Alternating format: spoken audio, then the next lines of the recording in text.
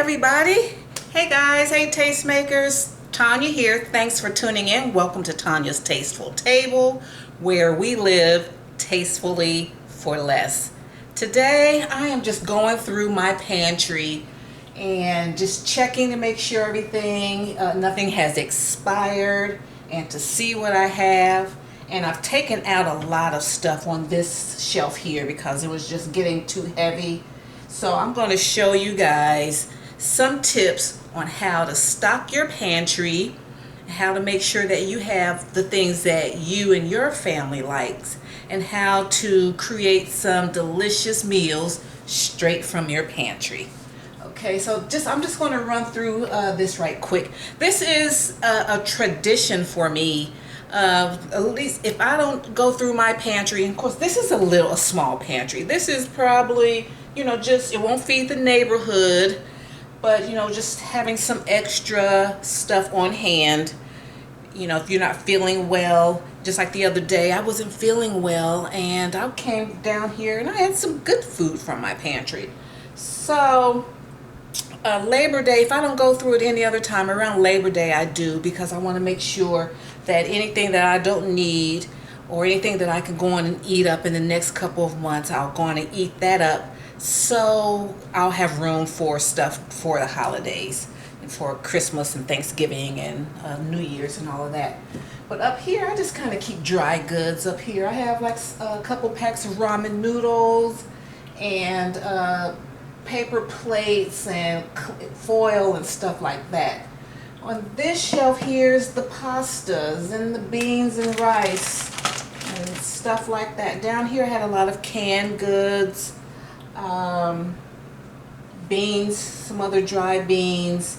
This area here is my baking station where I keep flour and sugar, and let's see, in here I have like chocolate chips and pecans, nuts in here, and brown sugar,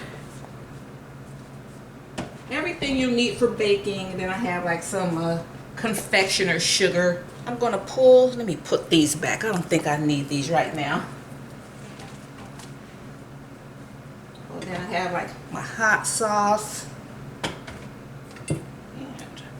avocado oil. Okay, so I'm gonna go on over. Okay guys, so here are some of the canned goods that I got from my pantry.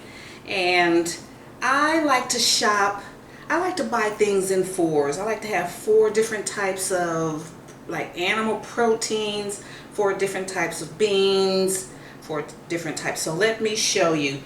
And like I said earlier, I started doing this, making sure that my pantry was like, to clean it out, to do inventory, and to make sure that I, have an idea what I need to put into it. Because when I first got married 30 years ago, I worked at AT&T, and I only had, I think when I got married, I only had maybe like 3 or 4 years of service. So when you work at AT&T, everything is seniority based. So the people that had a lot of seniority, they like took vacations 2 weeks to a week up to the holidays. So those of us that had at least seniority had to work probably like the day before the holidays. And we had a lot of potlucks. And I think that's why they kept me around there for over 25 years, because I was always bringing stuff for potlucks.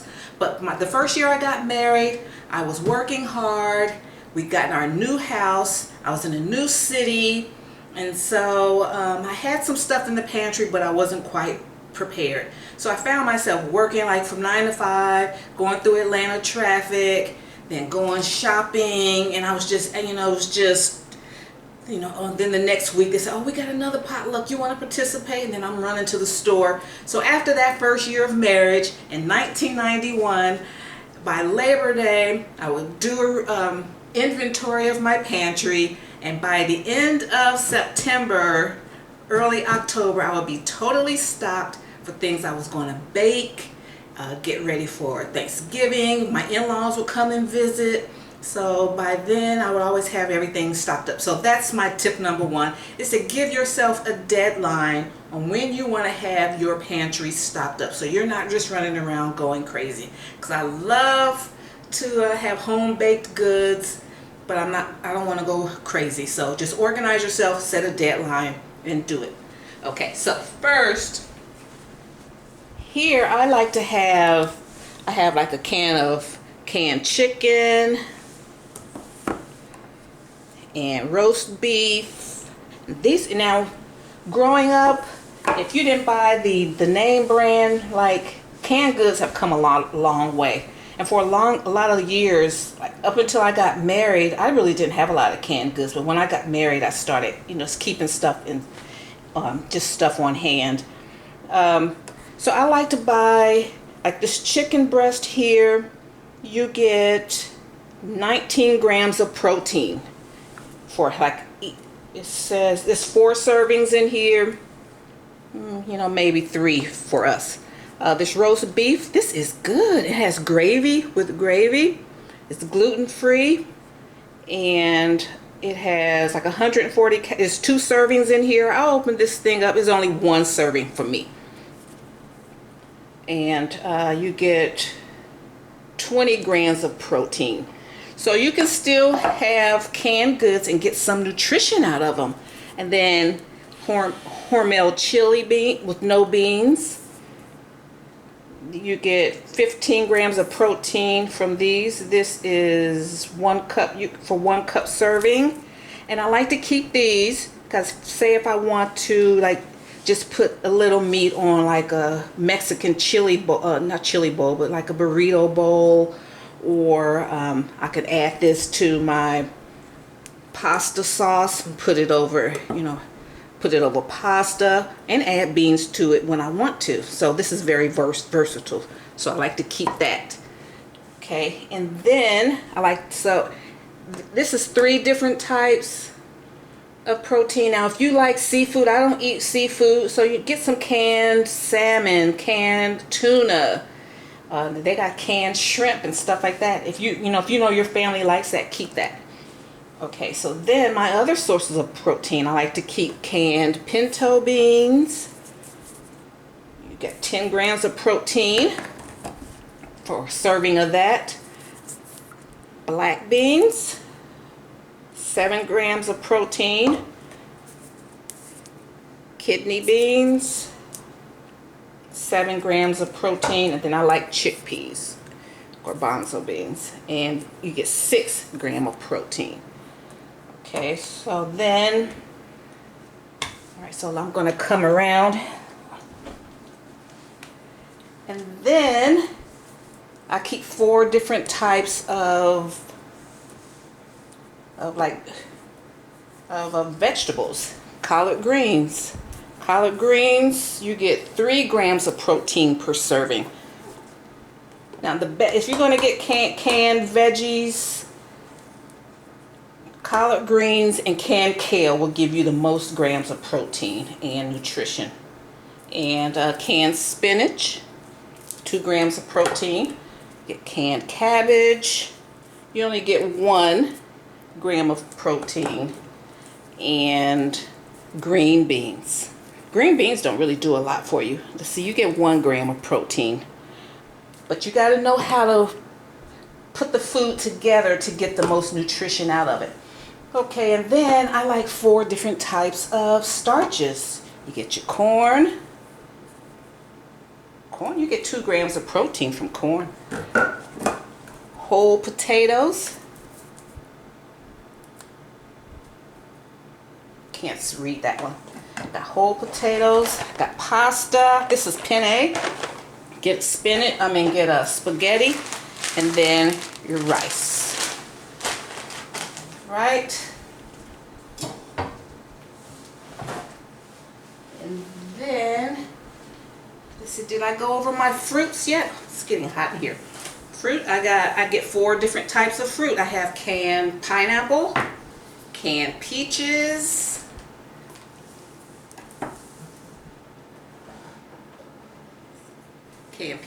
canned pears. I eat these like crazy. I love those. and fruit cocktail. Just 4. We're streamlining. Only the things I know I will eat. Put some nuts in there. Some ramen. Of course, oatmeal. And some grits. Got raisins. All this stuff is shelf stable. Peanut butter and crackers. And just like people just lost all that power down in New Orleans, and my prayers go out for you guys. That is terrible. And if their house wasn't flooded and they still had food, you know, that was good. You know, you may not have power, but at least you can. My thing is, you can crack open, like people in New Orleans love gumbo, and you know, have your can of gumbo. Just have, you know, just open it up, eat it. Don't even worry about heating that up. This is jambalaya. You know, that's what I'm saying. We need to always just have something just ready to go. Don't even worry about that stove. Just open it up and eat it. Got some salsa. Got some pasta sauce. Like you said, you got some crackers, peanut butter. You don't have, eat some raisins. Crack open some of these peanuts, open up some canned fruit, these beans. None of that stuff you have to have. It has to you know, be heated. So this is just my idea of you know, how you can streamline and easily get stuff in your pantry, and just make sure you have, if you're doing 12 weeks, 12 cans of beans. 12 cans of everything.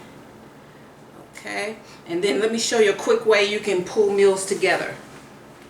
Okay, you get your roast beef. This is 20 grams of protein, and so you put your high protein stuff with your lower. You only get like 1 gram of protein from these green beans, and 1 gram of protein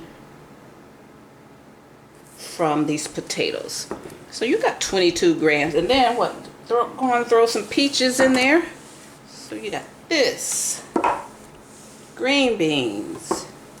New potatoes. And for dessert, half the can.